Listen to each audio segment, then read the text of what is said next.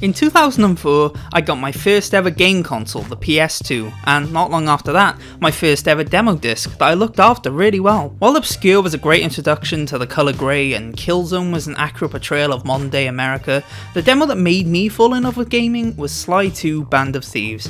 In this video, we'll be analysing why the 3D platformer genre, including games like Sly, is so special. We'll be doing that by chronicling the entire history of the genre and analysing its evolution along the way, its weird beginnings and why this didn't work, what made the genre dominate the late 90s, how the PS2 GameCube era games evolved the formula, why the genre died, and its future. This is going to be a long one, so sit back, eat some popcorn, get the popcorn stuck in your throat because you're not sitting up properly, die, because we're embarking on an odyssey through the rise and fall of 3D platformers. If you ask someone what was the first 3D platformer, they'd likely respond, what the hell kind of question is that? Hypothetically though, they'd respond Super Mario 64. While that game is a huge part of the genre's history, our story actually begins in the 1980s. The 80s was a questionable time where being a coke addict was more respected than being gay. Video games were on the rise in this time, and while most of them were 2D, the illusion of 3 dimensions was also being played with. One of the earliest 3D platformers was Antarctic Adventure, a game made by Konami where you play as a penguin that is always running forward. The objective is to avoid gaps and reach the end of the level. Yep, it's a 3D platformer. Unfortunately, its impact on the industry was minimal. Amusingly though, it did spawn a sequel called Penguin Adventure that was designed by none other than Hideo Kojima, the guy that made Metal Gear Solid, Ground Zeroes. Now, when you look at the original game and what you could improve, most people would say, I don't know, maybe add some power-ups, some level variety, some different layouts, things like that. Well, Hideo Kojima, being the Hideo Kojima that he is, thought, yo, fuck it, add an upgrade system, boss fights, multiple endings, including a bad one where the princess fucking dies. Even in the 80s, Kojima was insistent he's not like other gamers. Some games followed this and featured similar gameplay, such as 3D World Runner that allowed the player to move in any direction, but the impact of these was small, and 2D remained the centre of gaming for the rest of the decade. The first 3D platformer in a form we recognise came in 1990 with the game Alpha Waves. You play as an object that I think is a lamp but might also be a sex toy, and you jump on and over shapes to reach a door at the other end of the room, fuck that's a mouthful, which leads you into the next room with a similar setup.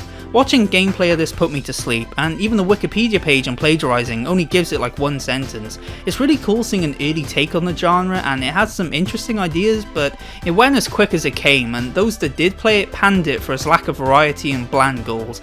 The technology just wasn't there yet for anything beyond a glorified tech demo. Alpha Waves was just a drop in the ocean. In 1994, Geograph Seal was released for the X68000. They were really out of name ideas that year, huh? Geograph Seal is a first-person shooter that prominently features the usage of a jump button, including a double jump, triple jump, and a jump attack. The level design incorporates this jump mechanic into its layout, creating a really unique shooter platforming hybrid. Geograph Seal is a pivotal game in 3D platformer history because it's the first to feature the open, sprawling spaces the genre will become known for. The enemies are spread out and can be tackled in any order, hence encouraging exploration and player choice, just like future games in the genre will be lauded for. Unfortunately, the Geograph in its name was a load of shit, because the game was never released in a geographical location outside of Japan, causing it to be relatively forgotten. Despite this, some of you may be watching the gameplay and hearing my description of it and thinking, hey, that kinda looks familiar.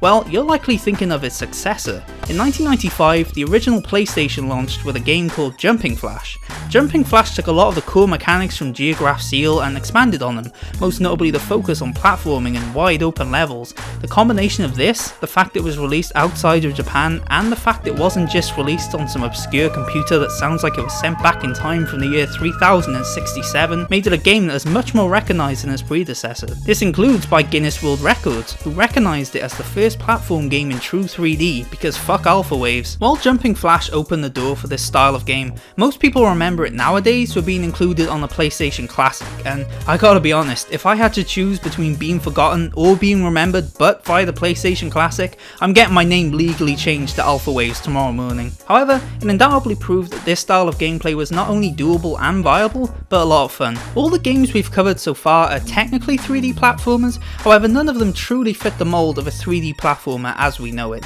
That changes with the next game. In 1996, Floating Runner was released on the PlayStation. In Floating Runner, you play as Yellow Sonic. I don't know what that thing is, but I mean, just look at this game. It screams 3D platformer. The cartoonish protagonist, the focus on collectibles, the third-person camera, the whimsical art direction and bright visuals, clearly inspired by the developer's use of hard drugs. While the 3D platformers before this featured some of these elements, definitely the drug one, this was the first one to bring all of them together, and in that respect, I'd argue it's a game that was ahead of its time and worthy of more recognition. At the same time though, I can understand why it's forgotten, because while it had many recognisable aspects, one aspect it was missing was fun. The game received a lackluster response and it was overshadowed by Jumping Flash, rightfully so.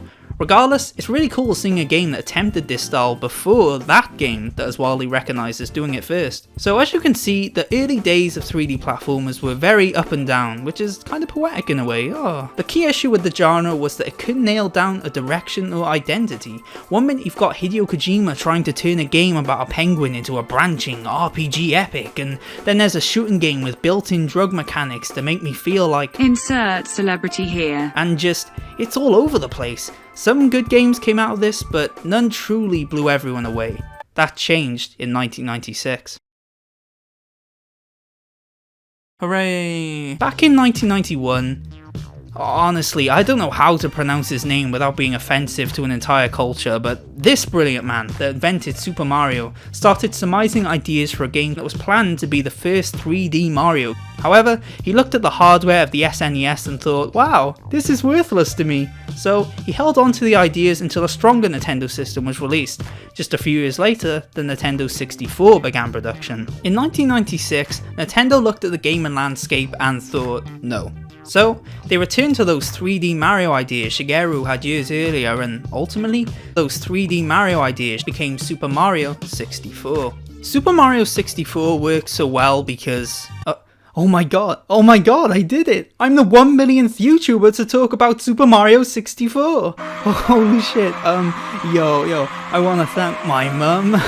I want to thank Nintendo-san for creating the game. Yeah, Mario 64 has been talked about a lot online, but that's because it was truly as revolutionary as everyone says it was. As I said, the issue with every 3D platformer before this was that they didn't do anything truly fresh. Games like Floating Runner and Alpha Waves clung to the linearity of 2D games, wherein the only exploration came from the occasional branching path, and games like Jumping Flash explored the idea of exploring, but still stayed in familiar territory through its format as a first-person shooter. Mario 64, however, truly understood what made both 3D and platformer games fun. It recognised the fun of 3D was the sense of immersion and adventure, the freedom of roaming a sprawling expanse rather than just scrolling left and right. Similarly, it recognised that the fun of 2D games was the controls, because fundamentally, the controls are one of the most important aspects of a game, and at this point, 3D games were lacking in that department compared to their 2D counterparts. Lara Croft walked like she had just shit herself. Games always focused on making points A and B entertaining,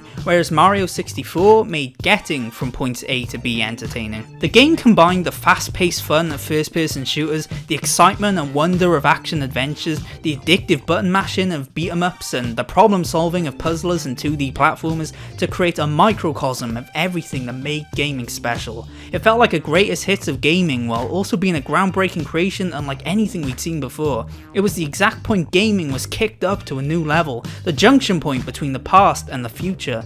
Thus, the focus of gaming changed. Thus, the golden era of 3D platformers began. The late 90s was a magical time for gaming. The industry was hitting new creative highs and becoming more and more mainstream, and 3D platformers were at the forefront of this revolution. Games like Banjo-Kazooie, Spyro the Dragon, and Donkey Kong continued Mario 64's vision, featuring wide, open spaces with more items in them than your mum to create the collectathon genre. This type of game worked so well because it didn't feature one objective, it featured numerous goals all spread out and doable in any order. This is notable because it allowed developers to optimize the sense of freedom, but not just in the way you think. See, linear levels are nice for developers because you don't want the player feeling lost in your game, and creating a linear level is an easy way to avoid this. However, collectathons work so well because, thanks to the abundance of collectibles, you're able to guide the player subconsciously via the placement of them. This means that you're still able to feature intricate level design, but you now also allow exploration and a higher level of player choice because you have something directing the player back on track should they wander. Most games achieve this by featuring maps and recognisable landmarks, this genre included, but collectathons merged that aspect with the concepts of reward and discovery to add more layers to it from a gameplay perspective. This created a fresh dynamic that made the genre stand out. Interestingly though, PlayStation's standout game, Crash Bandicoot, took a slightly different approach. What made Crash stand out was the way it played with perspective. With a jump to 3D, games like Mario 64 put a lot of time into creating a dynamic camera, and while Mario 64's camera controls have aged as well as Joel's daughter from The Last of Us, it was a solid approach at the time. Naughty Dog though, they took the porn star approach. They did everything. Sometimes the camera's behind you, then it's a side scroller, then it's isometric, then you're being sued by Steven Spielberg for copyright infringement. It was a greatest hits of gaming and revolutionary in a different way, and a good way considering its dominance at the time and its lasting appeal, especially in 18+ fanfiction. Also, about this genre at the time, every single game had an animal as the main character. The entire furry population became game developers in 1996. Raw XD, bitch! Also, I was born during this period, which is interesting because I was born a year after Mario 64 came out, and I've never known my father, so did 3D Mario fuck my mum? All of these factors, minus the last two, are why 3D platformers dominated the 90s. So, with the next generation arriving with the new millennium, development began on the next era of the genre. The hardware of this generation was much stronger than the last, meaning everything about these games could be expanded on. Bigger worlds, more collectibles, more fear for Crash, my efforts paid off. Jak and Daxter used it to perfect an incredible technique that eliminated loading screens. Between levels you no longer read useless tips, you waited for a door to open suspiciously slowly, or played a less technologically intensive level that's actually a loading screen disguised as a mediocre vehicle section. Like how this video is a loading screen for the next video you watch. This was a revolutionary revelation that every PS4 developer forgot about. Elsewhere, many games use this increased power to evolve the core principles that made the genre great. Not just bigger and more intricate worlds, but improvements to the physics side of things too. Like I said, Mario 64 works so well because it got that the point isn't point B, the point is getting to point B. Thus, games like Super Mario Sunshine used the stronger hardware to create controls and physics with more complexity. There was a stronger sense of momentum, you had a water shooting robot on your back that allowed you to make more subtle adjustments with your platforming, seemingly minor things that actually made the gameplay so much more smooth. Although, the last time I tried to fend off villains with a water gun, robbers killed my grandfather, but at least it worked for Mario. Despite these changes, the one thing the genre maintained was the happy, vibrant vibe of the previous generation, such as in Jak and Daxter where, oh, this is so cute and wholesome, yeah, we're going on an adventure! Oh, fuck! Yeah, perhaps the most notable change across generations was the increased focus on story and characters. Because of the stronger hardware, more cutscenes and dialogue could be featured and the general scope of the games could be bigger and more ambitious. Hence, you no longer played as a cute mute animal, you played as Sly Cooper. At age 5, I watched my parents get brutally murdered. I cope with the trauma through sarcastic one-liners and a life of crime. My crush wanted me dead is the only thing that makes me feel alive. This led to the genre having more depth, because these roadkill were now fleshed out people with three-dimensional personalities and a personal journey I was invested in, hence I cared about these future meals I was controlling on a deeper level. All of these factors are why the PS2 GameCube era was such an important part of the genre's history. This era wasn't about innovation, it was about perfection, and they absolutely nailed it based on this period's legacy. When people talk about the best games on the PS2, the best selling game system of all time, these beautiful fuckers are always in the conversation. When people talk about their favourite Nintendo games of the noughties, Sunshine is always in the conversation. When people talk about the gaming industry's biggest technological innovations, this era is always in the conversation. For example, at the PS5 hardware reveal, Jak and Daxter's loading technique was highlighted. However, this era also featured a lot more what I call genre fusion, or what YouTube's automated subtitles call oh yeah, so that you get right. You can't get in short correct, but genre fusion, oh yeah, just fuck up my joke, that's fine. Sly Cooper wasn't just a 3D platformer, it was a 3D platformer with stealth. Ratchet and Clank wasn't just a 3D platformer, it was a 3D platformer with third-person shooter elements. You are not just a person, you're a person with so much free time that you spent this long watching a YouTube video about a dead video game genre. You fucking piece of shit! Some of you may have noticed I started this section with however, implying that genre fusion is a bad thing, which sounds baffling because it seems like a good thing on paper, right? It feels like a natural evolution of the genre, it adds more depth to the genre's gameplay. How is this a bad thing? Well, this was problematic because it was symptomatic of a shift occurring, a shift away from 3D platformers. See, while this generation advanced a lot of things for the genre, one thing it didn't progress was its popularity. In that area, the PS1 N64 era was the peak, and what comes after the peak?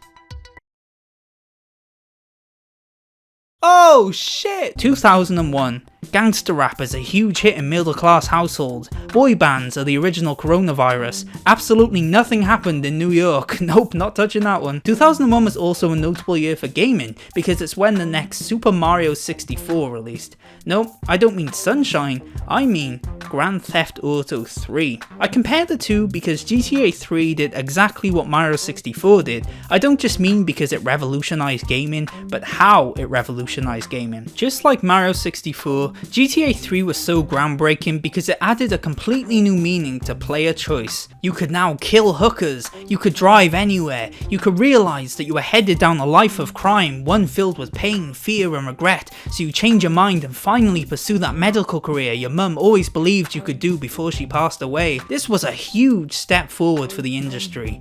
Thus, just like Mario 64, this became the new standard, meaning 3D platformers lost their steam because people wanted to see this incredible new gameplay formula explored more. I also just think this happened because it was inevitable. If you look at the history of every entertainment medium, every popular phase is ultimately replaced by another, often by a product of counterculture that's the complete opposite of the thing currently popular. For example, I mentioned the popularity of gangster rap music, music that eloquently discussed the thematic complexity of beating women and shooting N-words. This genre was killed by Kanye West, someone whose music was an emotional exploration of themes like family and religion, a complete 180. This exact phenomenon happened with gaming. The late 90s was dominated by bright, whimsical adventures with rainbows and unicorns and collect 400 magical gems, Spyro, wah! Thus, GTA 3 felt like a breath of fresh air. After years of everything being happy and clean, it was refreshing to just take drugs. We even saw this in the 3D platformers that remained. In Jak and Daxter 1, Jak is a friendly, happy kid who frolics in the meadows. In Jak and Daxter 2, he's a brooding emo who hates his parents and listens to My Chemical Romance. While these were the main reasons, something else also contributed to it. You probably notice I keep referring to this generation as the PS2 GameCube era, never mentioning the third big brand, Xbox. This is because they couldn't give a shit about 3D platformers. They made one attempt with Blinks the Time Sweeper and its sequel, but after it ended up like me, they just gave up. Like how after the Xbox One wasn't an immediate hit, they just gave up. Yo, does someone want to check on the Xbox employees? Like, are you good? No, Xbox had their sights set on the first-person shooter genre, specifically with the Halo series. 2004, again. The best game of all time has just come out. The worst album of all time has just come out, and the entire Christian population is very disappointed. Halo 2 was so important because it popularized online multiplayer, especially on consoles. Its incredible level design, addictive mechanics, and refined matchmaking and clan systems made online player versus player gaming's next big thing. This was a problem for 3D platformers because these are undoubtedly single player experiences. While games like Ratchet Deadlocked and Rayman M were fantastic, it was clear that single player was what worked best for the genre, so the rise of online multiplayer was an issue. However, I ultimately feel that Halo 2 didn't have that much of an immediate impact on 3D platformers. Remember, Halo 2 came out at a time when the internet sucked ass. In my household, that was very aggressive. In my household, it took 7 hours to download a photo of Tom Hanks's leg hair. There's no way I could play this. So, while Halo 2 was highly successful, it was going to be a few years before multiplayer truly caught on, and as I covered earlier, 3D platformers continue to be successful this generation. Yeah, they weren't the central focus anymore, but they still played a nice role. So why even mention this then, you British fuck? You may be saying, well, while it didn't have an immediate impact, it laid the foundation for what would be the demise of the genre. 2007, I had my 10th birthday. The Simpsons movie came out. That was nice. Honestly, this was a dull year, Jesus. One thing that did happen this year though was Call of Duty 4 Modern Warfare. Modern Warfare was the next Mario 64, the next game to revolutionize the industry. Modern Warfare was brilliant because it perfectly capitalized on the direction the industry was headed. GTA 3 began the rise of gritty and realistic games with a heavy focus on violence, and Halo 2 popularized online multiplayer, so COD 4 mixed both of these to perfectly capture the demand for both. You combine that with a cinematic feel, accessible controls and level design, fast-paced action, and a few other things I could list I guess, but this isn't a COD 4 retrospective, so that's all you get, and you have the formula of the future of gaming. A future that 3D platformers would welcome in. We don't want tight and responsive controls, we want vehicles with handling stiffer than my 88-year-old grandmother's spine. We don't want fun movement mechanics, we must walk everywhere, cause I'll be damned if this ripped action hero does anything more than a light jog. A child watching their parents murder isn't gritty enough, we need grey everywhere. We need everyone to talk like they have a throat infection. If the character has a hand, then they can have a gun. This led to significantly less demand for 3D platformers. The money was in gritty first-person shooters and open-world games now, so of course, publishers wanted to go where the money was. This led to less 3D platformers being made, which led to less quality 3D platformers being made, which led to a drastic decline in the genre. This was emphasised by how many of the remaining 3D platformers were marketed. For example, Mirror's Edge is without a doubt a 3D platformer. As such, I'd love to talk about how this game kept the genre alive while also evolving the formula into something incredibly innovative, but unfortunately, the depression continues. That sounds like a really shit sci-fi film. I mentioned this game in a negative light because its marketing was the final confirmation that 3D platformers were dead. This game was marketed as everything: action-adventure, first-person shooter, stealth, everything except 3D platformer. The publisher actively avoided promoting it as such because they felt the 3D platformer label no longer sold. Those bastards! This stigma was worsened by the fact that many of the biggest 3D platformers in this period sucked ass. Sonic the Hedgehog had multiple 3D platformers this generation, and maybe he shouldn't have. LEGO released an insane amount of games, and don't get me wrong, I love these games, but, well, you know how I said the PS2 GameCube era focused on perfection rather than innovation? Well, the LEGO developers must be really into perfectionism because they've been perfecting the same formula for 15 years. The Legend of Spyro.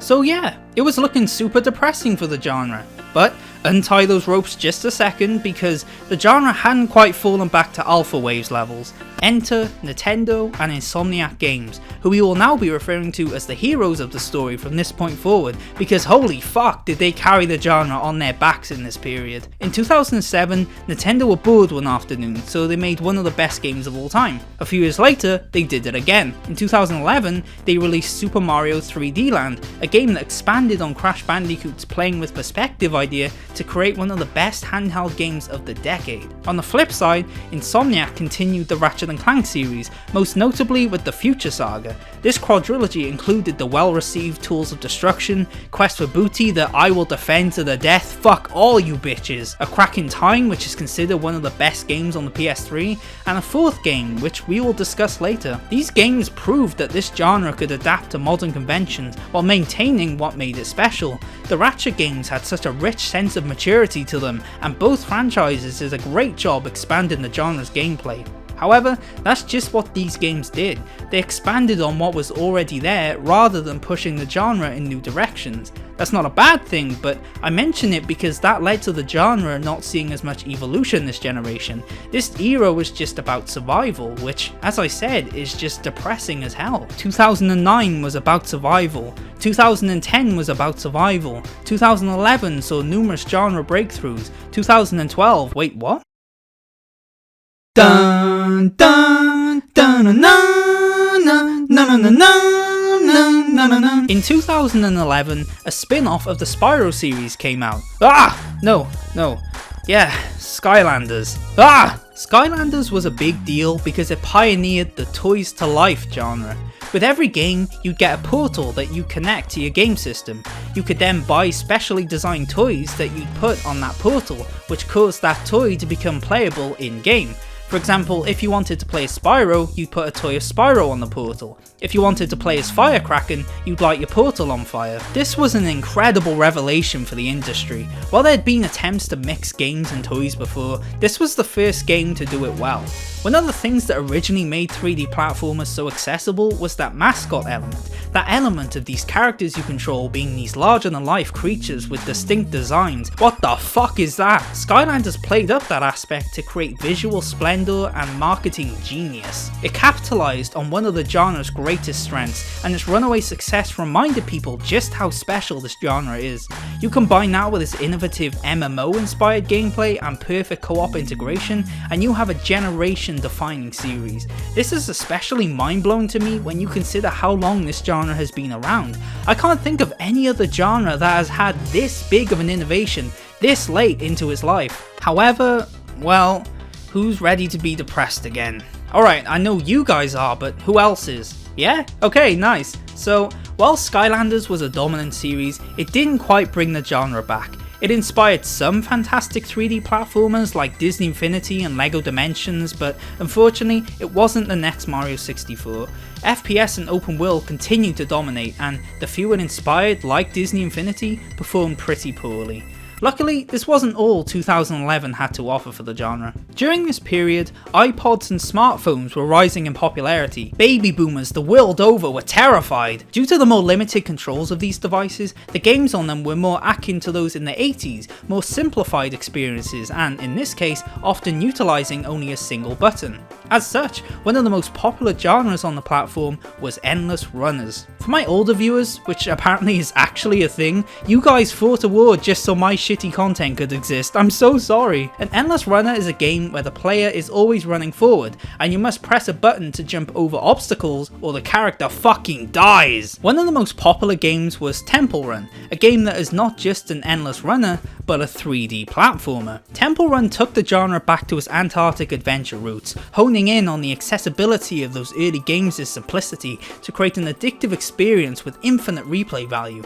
Combine that with the fact it was free and on systems that work better for quick pick up and play sessions, and you have the formula of a mobile gaming powerhouse. When kids asked, do you have games on your phone, those little pricks knew the answer was yes, because everyone was playing Temple Run. The game dominated the market, and just like Mario 64, spawned hundreds of games inspired by it. And unlike Mario 64, these games didn't even try to hide their inspiration. Someone made a game called Pyramid Run, come on man! This was the most mainstream recognition the genre had had in years, arguably even since the PS1 N64 era. The genre had finally returned to the limelight, and 3D platformer fans could not be more underwhelmed. Yeah, when people were hoping for the return of 3D platformers, most were referring to the Mario 64 inspired type, the open level designs, intricate platforming challenges, etc. These were linear and, in my opinion, bland games that required as much thought as creating Pyramid Run. I was happy that the genre was dominant again in some capacity, but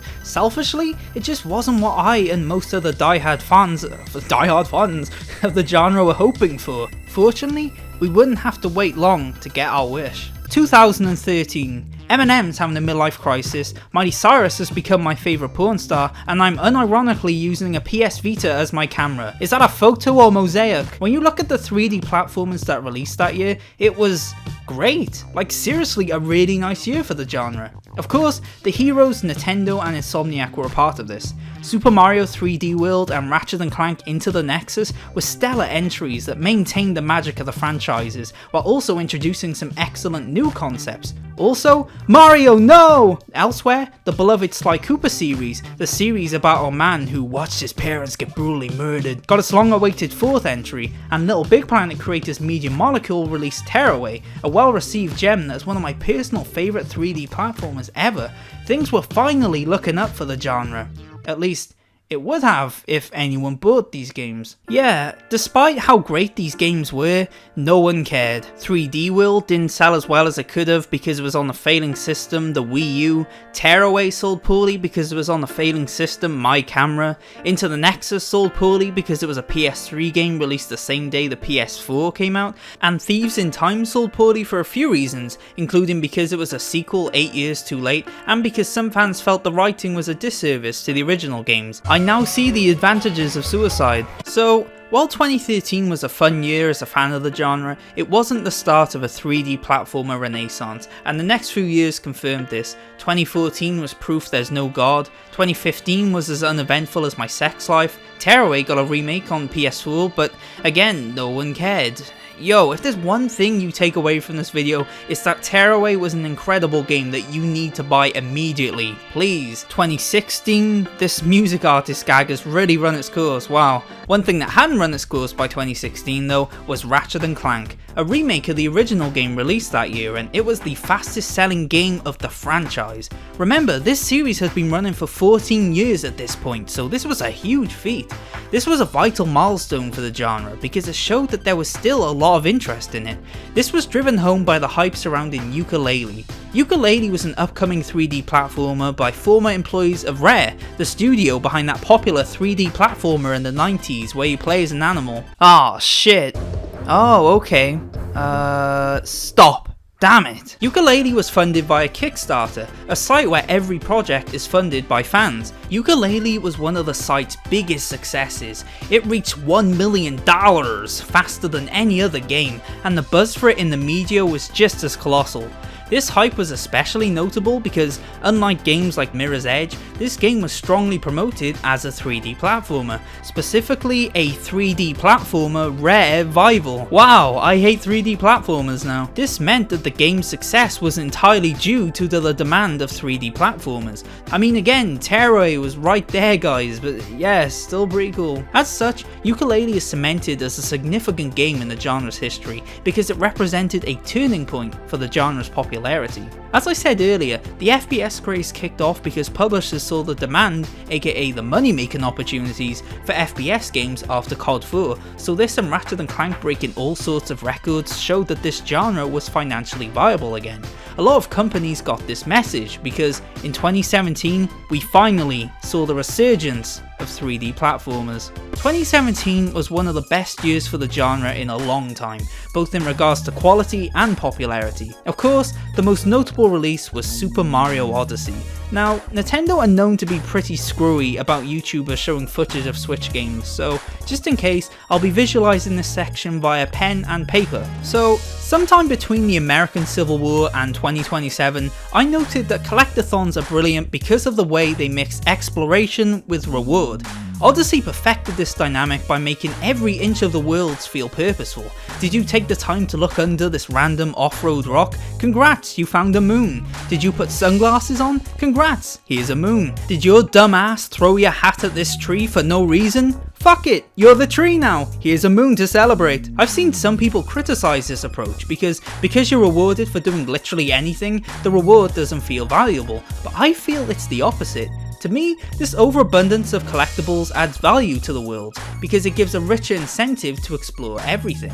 It encourages exploration and player creativity on a level I've never seen before.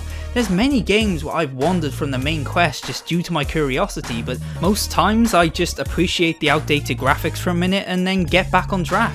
With Odyssey though, I always felt compelled to explore every nook and cranny, to play around with the physics in every game mechanic, to fulfill my sexual fantasy of becoming a fucking tree. Odyssey played up everything that made 3D platformers special, to create an enchanting epic that will forever be one of my favourite games. 2017 also marked the return of this orange fucker, now with even more fur, heck yes! Crash Bandicoot The Insane Trilogy was a remake of the first 3 games and it was a smash hit.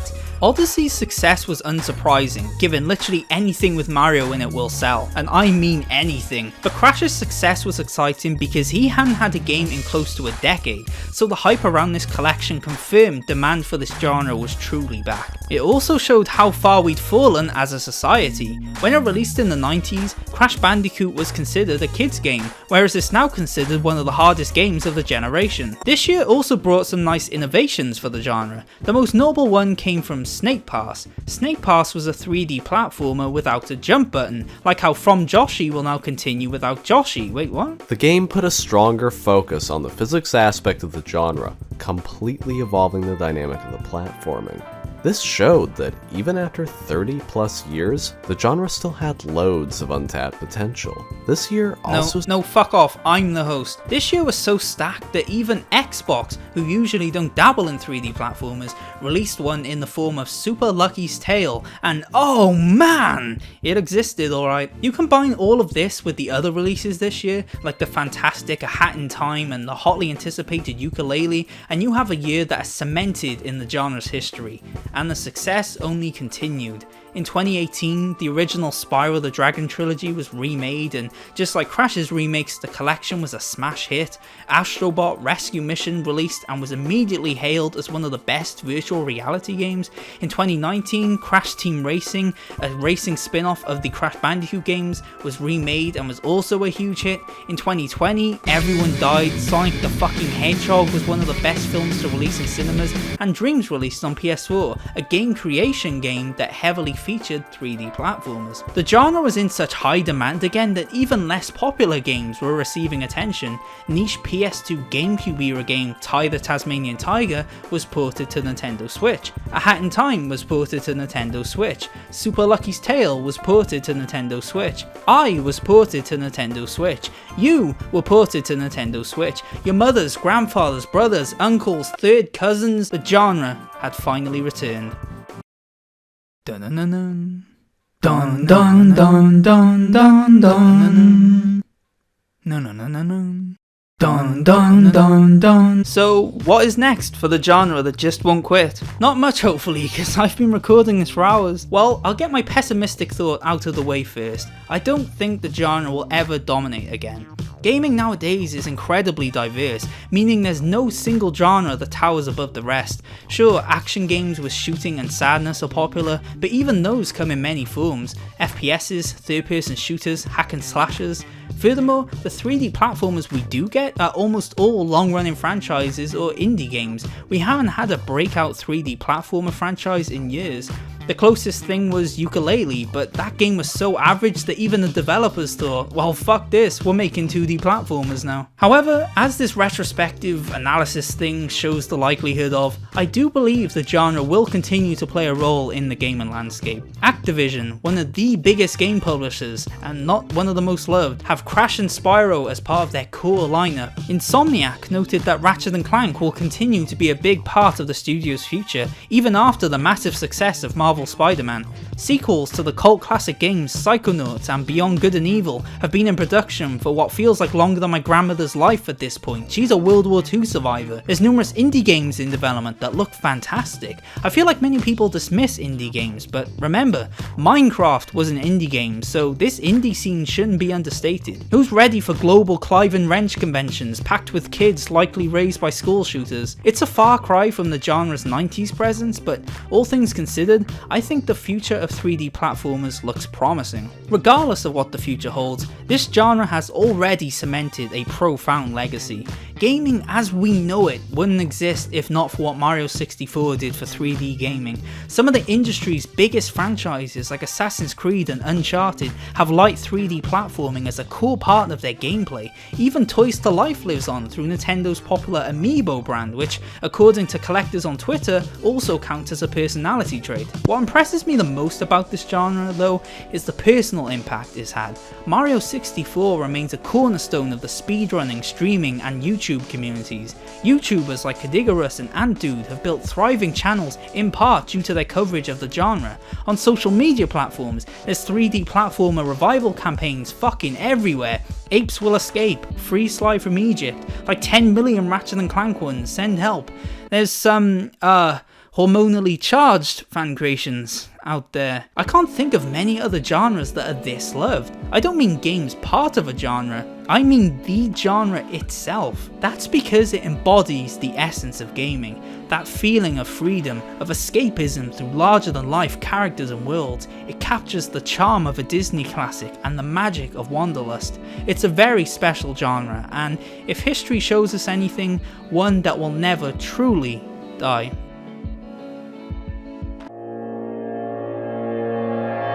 Dun dun dun dun dun dun dun dun dun dun dun dun dun dun. No no no no no. Dun dun dun dun dun dun dun dun dun dun dun dun.